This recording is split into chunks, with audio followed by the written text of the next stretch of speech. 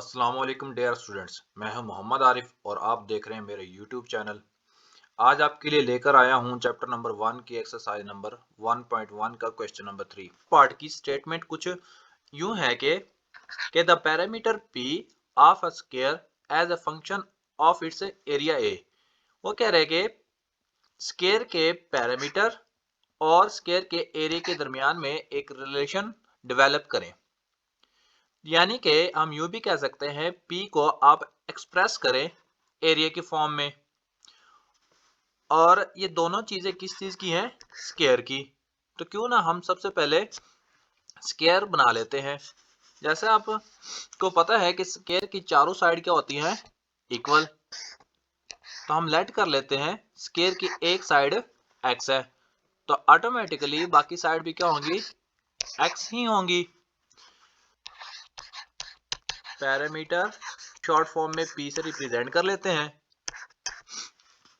याद रख लीजिए कि किसी भी शेप की बाउंड्री की लेंथ को अगर हम ऐड कर ले, यानी कि यहाँ पर जैसे कि इस स्क्वायर की 4 बाउंड्रीज हैं, अगर हम इस चारों लेंथ को हम ऐड कर लें तो ये पैरामीटर हो जाएगा।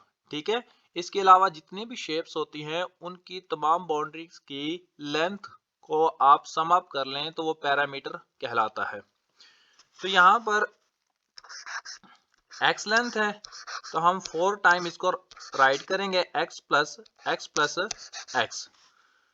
तो नेक्स्ट स्टेप क्या हो जाएगा? p is equal to 4x। ठीक है। इसको आप इक्वेशन नंबर 1 का नेम राइट कर दें। अब इसी तरह आपने इसी स्क्वायर का एरिया फाइंड आउट करना है। Area is equal to short form में हम a से रिप्रेजेंट कर लेते हैं। जैसा कि आप जानते हैं किसी भी स्क्वायर का एरिया फाइंड आउट करने का formula length multiply by length. तो इसकी लेंथ क्या है? x है, तो हम राइट कर लेंगे x मल्टीप्लाई बाई x। तो नेक्स्ट क्या हो जाएगा? a is equal to x का स्क्वायर। तो इसको आप इक्वेशन नंबर 2 का नाम दे देंगे। ठीक है। जैसे कि आपको स्टेटमेंट में कहा गया था कि पैरामीटर p ऑफ स्क्वायर वो फंक्शन है एरिया का। पैरामीटर फंक्शन है एरिया का, तो आपने सिंपल क्या करना है, इस एरिया में से x की वैल्यू फाइंड आउट करके और ऊपर वाली इक्वेशन में पुट करना है। दोनों साइड पे स्क्वायर रूट लें तो क्या बन जाएगा? टेकिंग स्क्वायर रूट,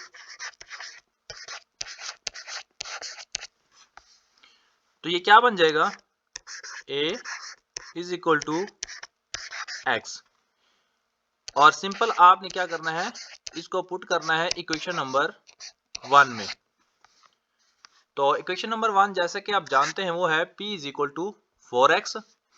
तो आप इसको राइट कर लें p इज इक्वल टू 4। उस x की जगह पे, इस x की जगह पे आपने ये वैल्यू सब्स्टिट्यूट करनी है, तो क्या बन जाएगा? 4 इंटू स्क्वायर रूट a। तो ये इसका आंसर है। आप इसको यूं भी कह सकते हैं p फंक्शन है एरिया का। ठीक है। या आप यूं भी कह सकते हैं p को एक्सप्रेस किया हमने a में। तो ये इसका फर्स्ट पार्ट था। बी पार्ट में अगर कहा कि the area A of a circle as a function of its circumference, तो यहाँ पे जो शेप दी हुई है आप सर्कल, पिछले क्वेश्चन में क्या थी? स्क्वायर। तो सबसे पहले हम सर्कल ड्रॉ करते हैं। जैसा कि आप जानते हैं सर्कल के सेंटर से लेकर बाउंड्री तक के डिस्टेंस को हम रेडियस कहेंगे, और सर्कल की इस बाउंड्री को हम सर्कमफ्रेंस कहते हैं। ठीक है। सर्कमफ्रेंस शॉर्टकट हम सी से रिप्रेजेंट कर लेते हैं। तो एरिया ऑफ सर्कल का फार्मूला सबसे पहले राइट करते हैं। एरिया को शॉर्ट फॉर्म में हम ए से रिप्रेजेंट कर लेते हैं। तो एरिया का फार्मूला क्या होता है सर्कल के? पाई आर स्क्वायर। तो इसको आप इक्वेशन नंबर 1 का नाम राइट कर ले। इसी सर्कल के सर्कमफ्रेंस का फार्मूला राइट करते हैं। तो सर्कमफ्रेंस का फार्मूला क्या होता है? याद कीजिए,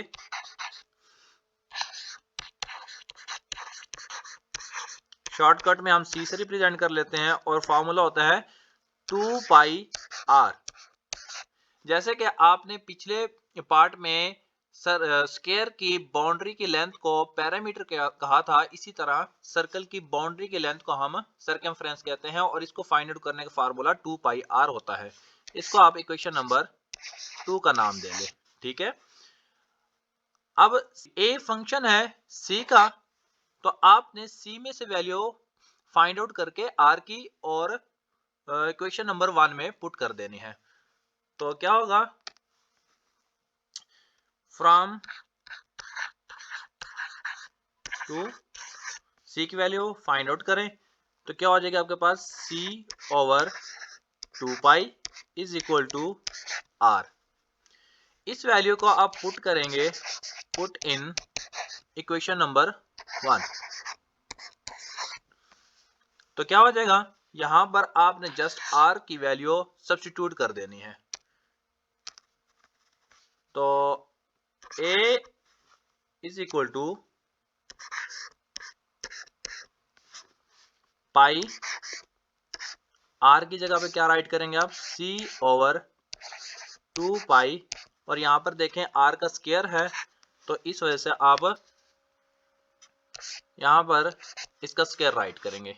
ठीक है, अब उसके बाद a is equal to pi c का स्क्वायर डिवाइडेड बाय 4 पाई का स्क्वायर बन जाएगा। ठीक है, अब नेक्स्ट, अब कैंसल आउट कर सकते हैं पाई को पाई से, तो इसका आंसर बनेगा a is equal to c का स्क्वायर ओवर 4 पाई।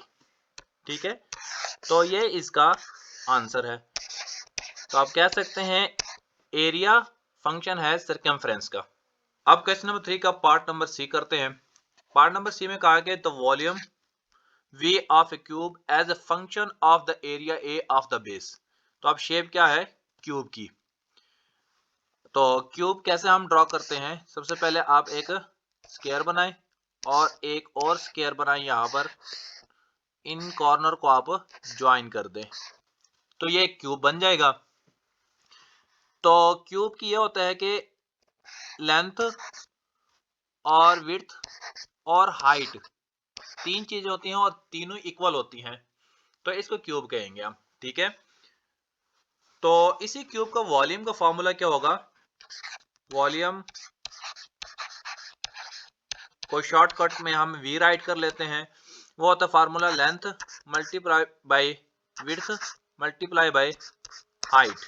तो तीनों यहाँ पर x है तो हम राइट कर सकते हैं length multiply by length multiply by length. तो फार्मूला क्या होगा आपके पास, x मल्टीप्लाई बाय x, तो v इज इक्वल टू क्या बन जाएगा, x का क्यूब। अब हमने इसके एरिया का फॉर्मूला राइट करना है। एरिया किसका, बेस का। गौर से देखें बेस का एरिया, बेस क्या होगी इसमें, जो ये नीचे वाली जो फेस होगा इसका, इसको हम बेस कहेंगे। तो गौर से देखें बेस की लेंथ और ब्रेथ दोनों एक जैसी हैं, एक्स और एक्स, यानी कि ये एक स्क्वायर है। और जैसे कि स्क्वायर का एरिया फाइंड आउट करने का फार्मूला होता है, इसी तरह हमें इसका राइट करेंगे। हम लिखेंगे एरिया ऑफ बेस। शॉर्टकट में हम जस्ट ए से ही रिप्रेजेंट कर लेते हैं। फार्मूला क्या बन जाएगा, लेंथ मल्टीप्लाई बाई विड्थ, या फिर अब लेंथ मल्टीप्लाई बाई लेंथ कह ले, तो a is equal to X multiply by X हो जाएगा। Next a is equal to X का स्क्वायर हो जाएगा। तो आप इसको इक्वेशन नंबर 2 कह लें, या आप 2 ना भी कहें, जस्ट आप इसमें से x की वैल्यू फाइंड आउट कर लें। तो फ्रॉम 2 आप x की वैल्यू फाइंड आउट करें तो क्या हो जाएगा आपके पास, a is equal to x। इसको आप पुट कर देंगे इक्वेशन नंबर 1 में, पुट इन 1। तो यहां पर इस x की जगह पे आपने पुट करना है। इसको हम यूं भी राइट कर सकते हैं, इसी वैल्यू को आप यूं भी राइट कर सकते हैं एक्सपोनेंट की फॉर्म में, a की power 1/2 is equal to x। तो उस x की जगह पुट करें तो क्या बन जाएगा, v is equal to a की पावर 1/2 और होल की पावर क्या हो जाएगी 3। जैसे कि आप देख सकते हैं होल की पावर 3 है तो यहाँ पर 3 बन जाएगा। तो फाइनल आंसर क्या बनेगा, v इज इक्वल टू, ये पावर दोनों आपस में मल्टीप्लाई हो जाएंगी, ये 3 और ये 1/2, तो ये बन जाएगा a की पावर 3/2। तो ये आंसर है इसका। तो आप कह सकते हैं कि v फंक्शन है एरिया का। ठीक है, उम्मीद है आपको अच्छे से समझ आ गई होगी क्वेश्चन नंबर 3 की। अगर फिर भी कोई डाउट हो तो कमेंट बॉक्स में ज़रूर लिखिएगा। अपना बहुत सारा ख्याल रखिएगा। अल्लाह हाफिज़।